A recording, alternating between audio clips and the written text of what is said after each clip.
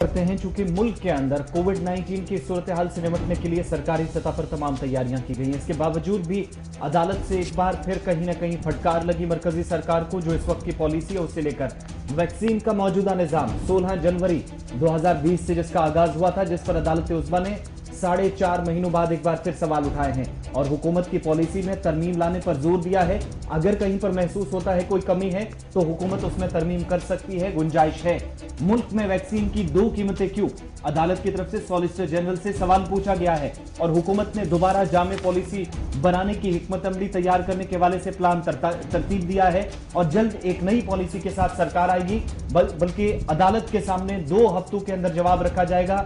Solicitor general Tushar Mehta, जो कि सरकार की तरफ से जवाब दे रहे थे, उनकी तरफ से अदालत के सामने एक बार फिर वजाहतन ये बात रखी गई है।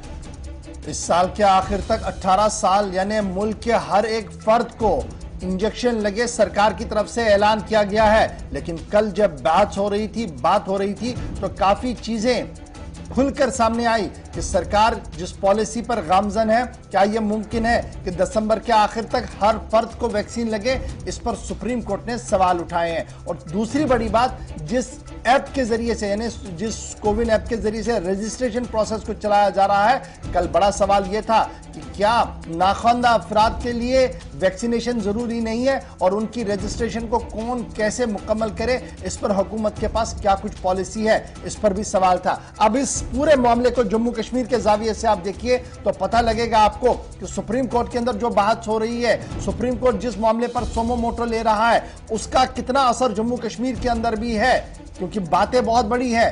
काम कितना है थोड़ी देर में आपको जरूर बताएंगे। जी।